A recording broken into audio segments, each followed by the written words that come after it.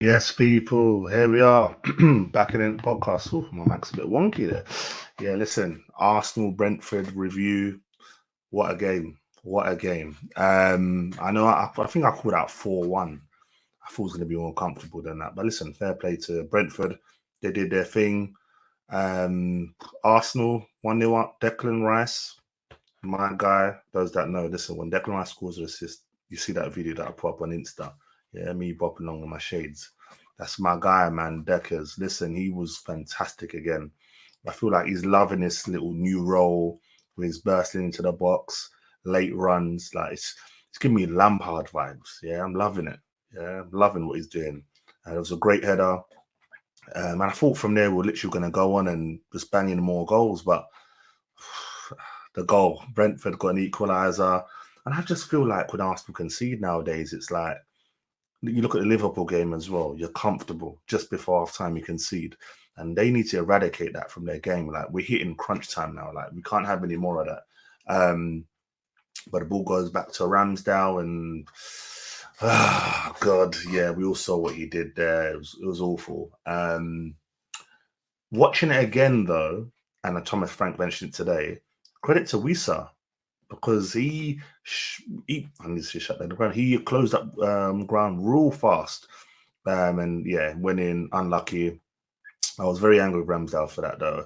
It is a bit uneasy for a goalkeeper to come in and perform to the best of ability, especially after being out for so long. But yeah, he's got to do a bit better. Saliba was at to the side for him as well, so he could have passed it there as well, but he didn't.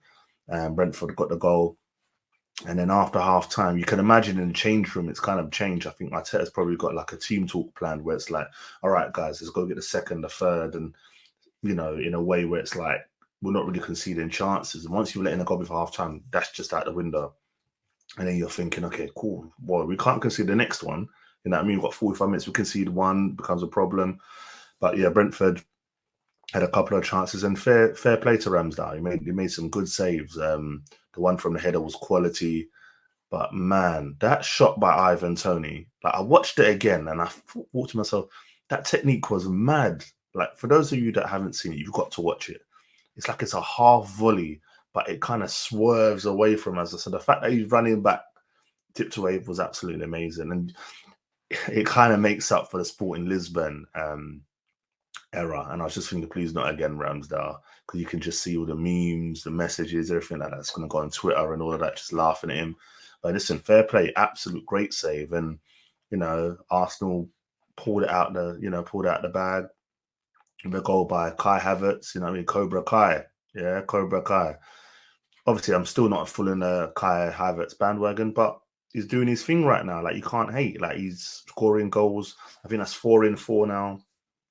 And the header, yeah, it kind of went towards the keeper. Could have been a better header, but anyway, at the end of the day, it went in. But I just want to credit Ben White. I don't think he's getting, a lot of the plaudits. Like, we're always quick to say Saliba this, Saliba that. I say me. Always quick to credit Saliba and the rest of them. But Ben White's been quality, since because he was injured for a bit. Since Dubai, he's been fantastic. He's really enjoying this new little role that Arteta has for him.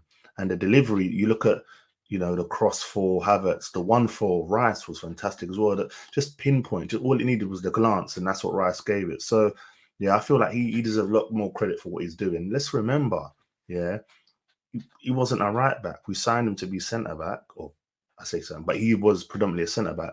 Played DM on a rare occasion at Leeds, but went right back, and I thought, wow, we've got to bring him right back in. When we've got Timber and Tomiyasu, you kind of thought, all right, where's the space for White? But listen, it's his place to lose at the moment. I think if a position's going to be vacated, it may be the left back. Again, Kivior's doing well. So this is what you kind of want to see, the competition for places, the good performances. Partey's back from injury, Jesus back from injury. I'm seeing Tomiyasu as well as back. Timber's in train. Like, this is what we asked for. Normally, we're at this time of the season, touch wood, don't want to jinx it, where we're losing players to injury, but this time we're getting them back. So it's looking good. It's looking good. I don't want to, get too ahead of myself, but we're level on points with Liverpool, Man City, a point behind. It's not over. I know a lot of Arsenal fans will laugh and say we're top of the table, blah blah blah blah. I've seen some, smoking a cigar and that, really, really bragging about it. But it's nice to see us in this position. I don't know how many people expected Arsenal to be here again after running so close last season. A lot of people kind of felt that it would have like a negative impact. You know what I mean? I'd get to this point, I'd be like, oh, you know what? We're not ready for this one, really struggle. But they've been good. They've been very, very good. You know what I mean? And we're in for a crazy title race. Arsenal do have some tricky fixtures, but at this time of the season, a lot of the fixtures are tricky. Next game, Etihad Stadium, massive, massive, massive game. I feel like Arsenal have to come out of there with something to kind of keep themselves in a position where it's like, oh, cool, we could possibly win the league. Like we're in a good place to go and win it. But again, as I said, Man United and Tottenham will have a lot to say about that. Man City will feel that, do you know what? We can do it. And I feel like Liverpool will be kicking themselves a bit because they kind of wanted to probably beat Man City. And then that would have kind of given Liverpool the tag of the favourites, considering. But it's all to play for. And just seeing Arsenal up there is good. And they've got a Champions League game tomorrow as well. So, let's see what comes about. I mean, the league is honestly, it's been good. It'll be good to see Raya back though. Ramsdale had a good game after that era, but Raya's got to be there. I feel like he's the out and out number one now. I don't know what we're going to do in terms of Thomas Partey and that moving forward because Jorginho and Rice, great combination. I think Martinelli's still out. And Trossard, for me, last couple of games, just not really clicking, but still a quality player. But yeah, listen, I said it's going to have problems in terms of picking his best 11 when everyone's fit. But these are problems that you want, especially going to these type of big games against the better teams. That's what you need. And listen, 10 games left in the league. It's game on now. Like now's the point where it's like you've got to go on that run. It's in your hands. Like, do you really want to win the league? Do you want to make amends for last season? You know what I mean? You go and beat City. Statement. After that opposition, like raw. They beat City at Etihad, and the confidence that you gain from there is absolutely incredible. So it's going to be interesting to see. But no, listen, big up to the team. Sometimes credit the team when they're doing well. I know sometimes it's hard with the way people talk on social media about Arsenal, always want to laugh, or Arsenal this, after that, Arsenal that, win the league. Oh, look at you. Like, we're just happy we're doing well. You know what I mean? Seeing Liverpool fans posting today, oh, you haven't been to the Etihad yet. Bro, just allow us to enjoy the win. You lot drew against City. Cool. You're 5 points clear at one stage. You're not now. You're level with Arsenal. You know what I mean? And credit to Liverpool because they've been fantastic, even with the injuries. But, I think Arsenal deserve just a bit more credit. So, yeah, bums on the edge of the seats now, nail biting stuff.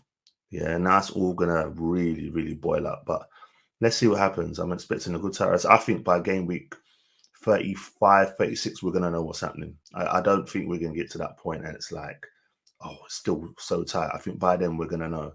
And hopefully it's Arsenal. But yeah, big up Arsenal, the 3 points. Brentford played well, missed a couple of players through injury, back four. But the players that performed or were there performed well. I'm just happy Morpay didn't score, didn't want none of them celebrations. And Ivan Toney, he did all right. You know what I mean? And I think he went to beef Gabriel then. I was like, relax yourself. But it is what it is. We move on from that. But anyway, on to the next. Man City after international break. Porto tomorrow night, Champions League. It's all going. It's all action now. Yeah, let's see what Arsenal have got in their locker. But listen, it's been a pleasure. Let's do a bit of Arteta before we go. Yeah. It's not Jurgen Klopp. Listen, big up my people. Thanks for tuning in. This is the Arsenal Brentford review. I'll be back doing the Arsenal Porto review. And then during the international break, I might do a couple of bits in this Arsenal and the FA Cup. But yeah, listen, it's been a pleasure. If you're not already, you know what to do. Like, comment, subscribe, share it around, all of that. Let people know. This is BoTNPodcast with your guy, Matt. I'm out. Peace.